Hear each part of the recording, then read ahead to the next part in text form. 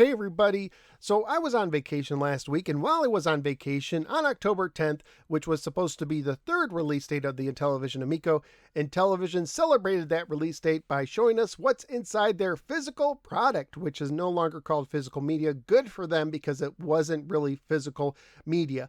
It was a physical object that kind of lets you have access to digital media if your system was online, at least initially. So what came in the box is kind of what we expected. You have a lenticular card, you have a little souvenir coin, and you have an RFID card that looks like an Intellivision cartridge from the top, but it is smaller and it's like more like a credit card size. It's not a full cartridge, if you will, although that would have been amazing if they actually used a regular cartridge that contained the RFID signal inside. That would have been something else. Anyways, today what I'm going to do is I'm going to tell you what I like, some things I'm mixed about, what I don't like, and what I would have done differently.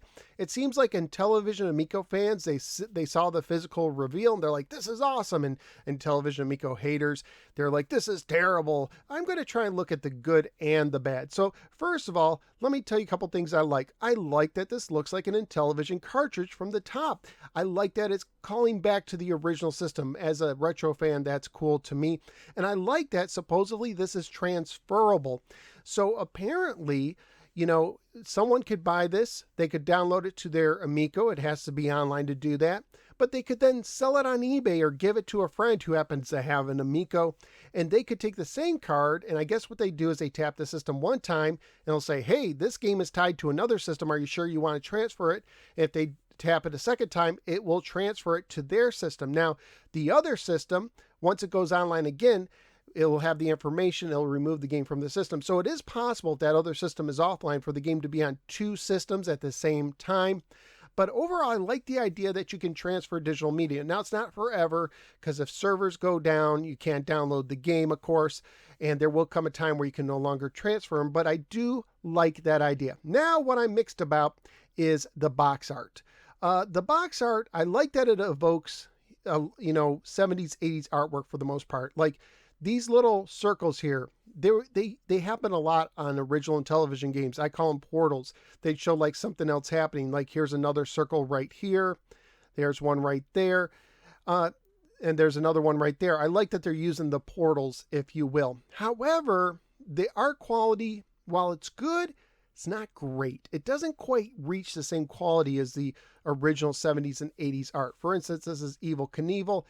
If I show you my space battle, I really like just the texture and just the quality of this versus Evel Knievel. I don't think Evel Knievel, he kind of looks a little bit more plain. He doesn't have as much shading going on.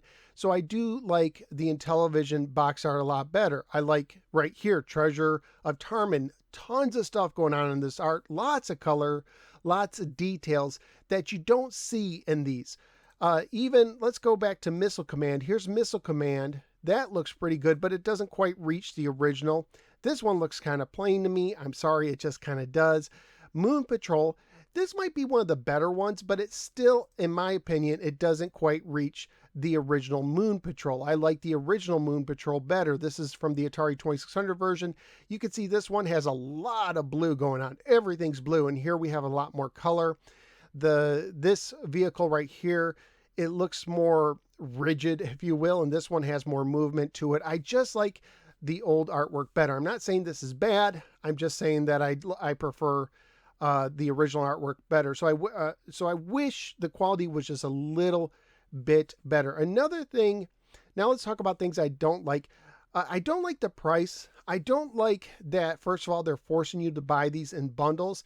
So on Intellivision, you can buy these in bundles of 8, or you can buy them in bundles of 4. So the 8 games, and they limited it to 50,000 total games, which comes out to a little over 6,000 copies per game. And I think that's almost a little bit too much for a limited edition. I'm not sure, but I don't like that they force you to buy them in bundles. They do give you a very small price break if you buy all 8, like $10 off, but it's not that great. And I don't like that it's normally $20. That's the retail, or $19.99, where the games are supposed to be no more than $9.99. They haven't released the prices for these games, so some of these games could be $5 games that now they're charging $20 for. And to me, that's a little bit too much. You're doubling the price of the game to get a physical product edition, if you will. And I think that's a little much. I think the sweet spot would have been $14.99 to get these extras. You know, it doesn't cost a lot to make a little card and a coin. I think $15 would have been a sweet spot. I could even understand $17.99. $20 seems a little bit much for me. I also don't like that in their video, they don't show the games working. They show you the products, but they don't show you them actually working on a system. They don't tap them and download because probably the system's not completely ready and the games are not completely ready yet. And I don't like that they're selling something that they can't even show you working yet. I don't like that they're selling the games before the system has been released. It's like a pre-order that has no refundable, exception. You can't refund it at all. If they would have made this a refundable pre-order, I think I would have understood better. But when you do that, it does kind of give kind of a scammy thing to it. It does kind of be like, oh yeah, here's the games. They're not even ready. And if they never come out, if a meteor lands on our warehouse and they never come out or something like that happens, then guess what? You're never getting your game. You just have the box. And that to me is kind of like icky. I wish they would at least say, hey, if the game doesn't come out, you can get a full refund like they do with their pre-orders. And I don't like that the only thing limited or makes this a collector's edition, according to what Tommy said in this video called the physical box edition, the only thing that he didn't say, or the only thing he said that makes it limited is this text, limited collector's edition. That's it.